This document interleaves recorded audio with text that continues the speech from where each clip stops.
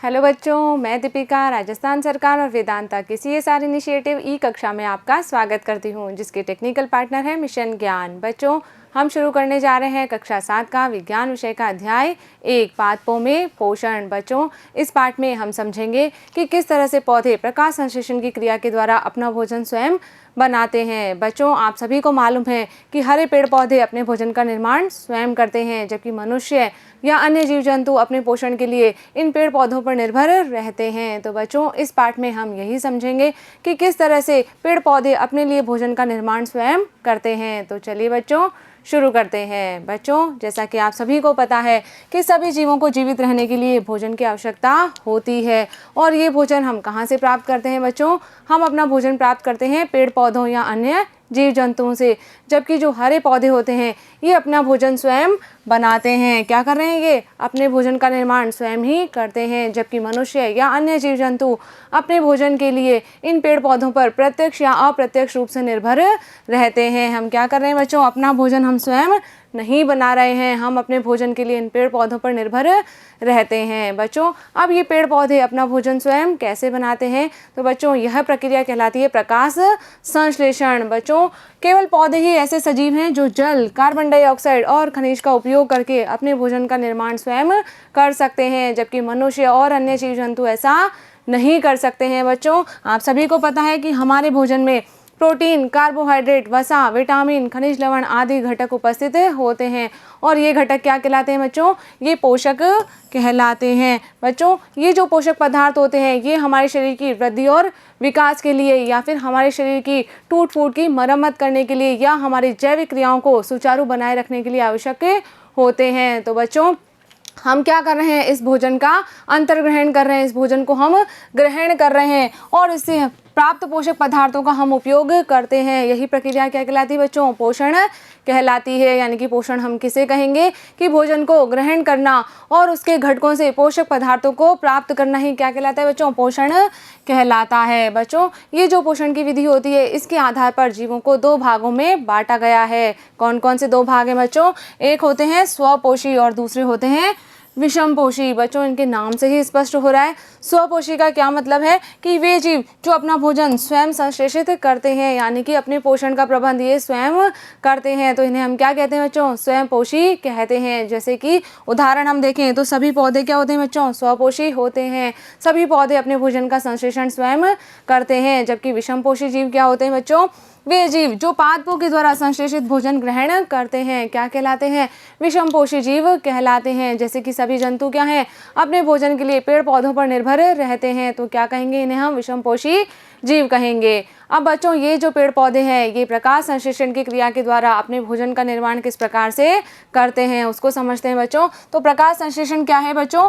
ये पौधों में खाद्य संश्लेषण का प्रक्रम होता है। और बच्चों, जो पेड़ पौधों की हरी पत्तियां होती है ये क्या होती है? पौधों के लिए रसोई घर का कार्य करती है। इन्हें हम खाद्य फैक्ट्रियां कहते हैं। यहाँ पर क्या हो रहा है बच्चों? पेड़ पौधों के लिए भोजन का निर्माण यहाँ पर होता है। इसीलिए क्या होगा? जो सभी पोषक तत्व हैं जैसे कि जल, कार्बन डाइऑक्साइड या खनिज लवण, इन सभी का पेड़ों की पत्तियों तक पहुंचना बहुत ही आवश्यक होता है। तो बच्चों, जो कच्चे पदार्थ हैं कौन कौन से हैं? जल, खनिज लवण आदि, ये सब कहाँ तक पहुंचेंगे? पत्तियों तक पहुंचेंगे। अब किस प्रकार से पहुंचेंगे बच्चों? कि मृदा के अंदर उपस्थित जो जल और खनिज लवण है ये जड़ों के द्वारा जो है अवशोषित कर लिया जाता है, और फिर तने के माध्यम से इनको पत्तियों तक पहुंचा दिया जाता है। और बच्चों, जो कार्बन डाइऑक्साइड है वो कहाँ से प्रवेश करेगी? वो प्रवेश करती है पत्तियों की सतह पर उपस्थित सूक्ष्म रंध्रों से। छोटे छोटे छिद्र होते हैं जो क्या करते हैं? वायु से कार्बन डाइऑक्साइड को ग्रहण करते हैं और पत्तियों तक पहुंचाते हैं। बच्चों, ये जो सूक्ष्म छिद्र होते हैं इन्हें क्या कहते हैं? रंध्र कहते हैं। इस तरह के छिद्र जो होते हैं वो पत्ती के अंदर होते हैं, छोटे छोटे। यहाँ जो है बच्चों इसके साइड में द्वार कोशिकाएं होती है जो इस रंध्र को बंद करने और खोलने का कार्य करती है। अब बच्चों, यहाँ पर क्या हो रहा है कि जल और खनिज लवण जो हैं वो जड़ों के द्वारा अवशोषित कर लिए गए हैं, और वाहिकाओं के द्वारा ये पत्तियों तक पहुंचाए जाते हैं। वाहिकाएं क्या होती है बच्चों?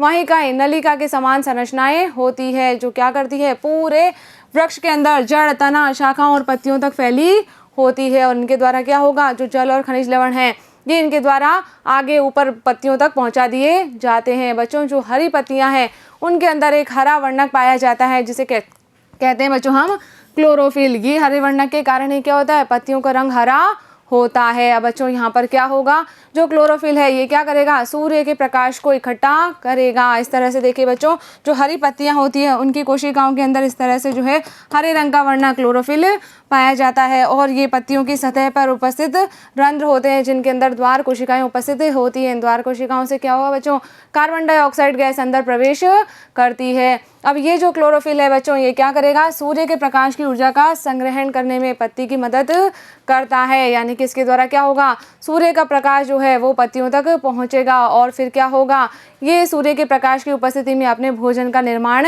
कर पाएंगी। तो बच्चों, पौधे जो होते हैं वो सूर्य के प्रकाश की उपस्थिति में जल और कार्बन डाइऑक्साइड की सहायता से क्या करते हैं, अपने भोजन का निर्माण स्वयं करते हैं। और इसे ही हम क्या कहते हैं बच्चों, प्रकाश संश्लेषण कहते हैं। चित्र में देखिए क्या हो रहा है, ये जो हरा पौधा है इसकी पत्तियों पर क्या आ रहा है बच्चों, सूर्य का प्रकाश आ रहा है। सौर ऊर्जा ये क्लोरोफिल के माध्यम से ग्रहण करता है। और इसी के साथ साथ वायुमंडल से क्या ली जा रही है बच्चों, कार्बन डाइऑक्साइड अंदर ली जाती है। इसी के साथ साथ बच्चों, जो जड़ें हैं उनसे किसका अवशोषण होगा, जल और खनिज लवणों का अवशोषण होगा। और जो पत्तियों में उपस्थित क्लोरोफिल है उसके द्वारा क्या किया जाएगा बच्चों, यहाँ पर भोजन का संश्लेषण होगा।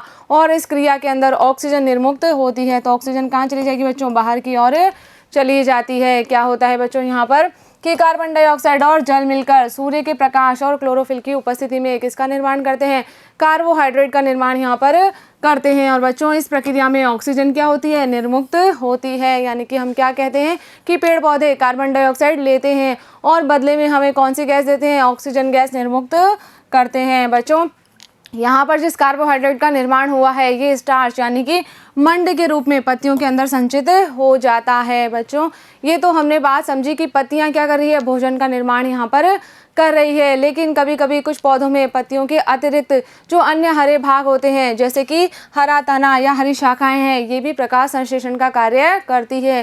क्योंकि इनमें भी क्या होता है, क्लोरोफिल उपस्थित होता है। बच्चों, जो मरुद्भिद पौधे होते हैं इनके अंदर वाष्पोत्सर्जन के द्वारा जल के क्षय को कम करने के लिए क्या होता है, पत्तियां जो होती है वो कांटों में रूपांतरित हो जाती है या फिर शल्क में रूपांतरित हो जाती है। तो अब यहाँ पर प्रकाश संश्लेषण का कार्य कौन करेगा बच्चों, यहाँ पर प्रकाश संश्लेषण का कार्य होता है इन पादपों के हरे तनों के द्वारा। ये तने क्या करेंगे, पौधे के लिए भोजन का निर्माण करते हैं। चलिए बच्चों, आगे हम बात करते हैं कि यदि प्रकाश संश्लेषण की क्रिया नहीं होगी तो क्या प्रभाव होगा। तो बच्चों, हम सभी को पता है कि हरे पौधे क्या करते हैं, प्रकाश संश्लेषण की क्रिया के द्वारा भोजन का निर्माण करते हैं और मनुष्य या अन्य जीव जंतु पादपों के द्वारा इस निर्मित भोजन पर ही निर्भर रहते हैं। तो यदि मान लीजिए बच्चों, पौधे प्रकाश संश्लेषण की क्रिया के द्वारा भोजन का निर्माण नहीं करेंगे तो पृथ्वी पर जीवन संभव नहीं होगा, क्योंकि जो आगे के पोषक स्तर हैं उन्हें भी भोजन उपलब्ध नहीं हो पाएगा। तो इसीलिए प्रकाश संश्लेषण की क्रिया पौधों के लिए और मानव जाति के अस्तित्व के लिए बहुत ही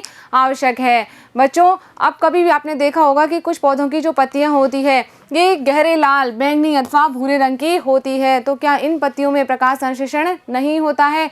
जरूर होता है बच्चों, क्योंकि इनके अंदर भी क्या है, क्लोरोफिल उपस्थित होता है। लेकिन जो लाल भूरे रंग के वर्णक हैं ये क्या करते हैं, क्लोरोफिल के हरे रंग को ढक देते हैं और पत्तियां जो है वो हमें इस तरह की रंगीन दिखाई देती है। लेकिन इनमें भी क्या होगा, क्लोरोफिल उपस्थित है, तो इनमें भी प्रकाश संश्लेषण की क्रिया होती है। बच्चों, बरसात के दिनों में आपने गीली दीवारों पर या फिर तालाब में या ठहरे हुए जलाशय के अंदर इस तरह के जो है हरे रंग के अवपंखी शैवाल देखे होंगे। कैसे रंग के होते हैं बच्चों, ये हरे रंग के होते हैं और पूरे तालाब की सतह पर ये तैरते हुए दिखाई देते हैं। तो बच्चों, ये हरे रंग के हैं क्यों, क्योंकि इनके अंदर भी क्लोरोफिल उपस्थित होता है और ये शैवाल भी क्या करते हैं, प्रकाश संश्लेषण की क्रिया के द्वारा अपने भोजन का निर्माण स्वयं करते हैं। चलिए बच्चों, अभी तो हमने बात की कि पौधे प्रकाश संश्लेषण के द्वारा कार्बोहाइड्रेट का संश्लेषण करते हैं, लेकिन अन्य खाद्यों का संश्लेषण पौधों में किस प्रकार से होता है उसको समझते हैं। तो बच्चों, हमें पता है कि प्रकाश संश्लेषण के द्वारा तो पौधे ने क्या बनाया है,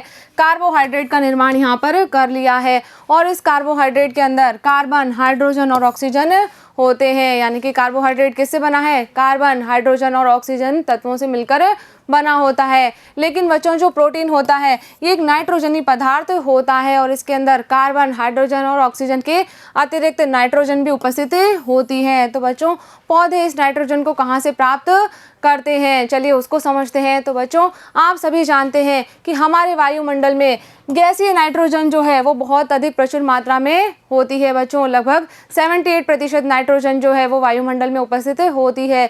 लेकिन जो पौधे होते हैं ये इस गैसीय नाइट्रोजन का उपयोग इसी रूप में नहीं कर पाते हैं। तो किस तरह से पौधों को नाइट्रोजन उपलब्ध होती है बच्चों? कुछ जीवाणु जो होते हैं ये क्या करते हैं, इस गैसीय नाइट्रोजन को नाइट्रोजन के यौगिकों में बदल देते हैं और उसे मृदा में निर्मुक्त कर देते हैं। तो क्या होगा, ये जो नाइट्रोजन के यौगिक मृदा में विलय हो गए हैं, ये जल के साथ में घुलकर कहाँ पहुंच जाते हैं, जड़ों के द्वारा अवशोषित होकर पौधों को उपलब्ध हो जाते हैं। यानी कि इस तरह से जो है वो पौधों की नाइट्रोजन की मांग को पूरा कर दिया जाता है। इसके अलावा बच्चों, जो हम खाद और उर्वरकों का प्रयोग करते हैं खेतों के अंदर, उनमें भी क्या होता है, नाइट्रोजन तत्व प्रचुर मात्रा में होता है। तो इससे भी पौधों को नाइट्रोजन उपलब्ध हो जाती है। और फिर पौधे इस नाइट्रोजन का उपयोग किस में करते हैं बच्चों? अन्य खाद्य संगठकों जैसे प्रोटीन तथा वसा के संश्लेषण में करते हैं। यानी कि इस तरह से पौधे जो हैं कार्बोहाइड्रेट, प्रोटीन और वसा का संश्लेषण करते हैं। और हम सभी जीव अपने पोषण के लिए प्रत्यक्ष या अप्रत्यक्ष रूप से इन पेड़ पौधों पर निर्भर करते हैं। तो बच्चों, यहाँ पर हमारा ये भाग कंप्लीट होता है। मुझे उम्मीद है कि इस वीडियो में हमने जो भी बातें की है वो आपने अच्छे से समझी होगी और अपनी कॉपी में नोट भी कर ली होगी। तो बच्चों, इस वीडियो पर आधारित मैं आपको 2 प्रश्न दे रही हूँ जिनके उत्तर आपको अपनी कॉपी में नोट करने हैं। पहला प्रश्न है बच्चों कि प्रकाश संश्लेषण किसे कहते हैं, और दूसरा प्रश्न है पत्तियों का रंग हरा क्यों होता है। बच्चों, इन दोनों प्रश्नों के उत्तर समझकर आपको अपनी कॉपी में नोट करने हैं। मिलेंगे हम अगले वीडियो में इन दोनों प्रश्नों के उत्तर के साथ। तब तक आप पढ़ते रहिए, आगे बढ़ते रहिए। धन्यवाद।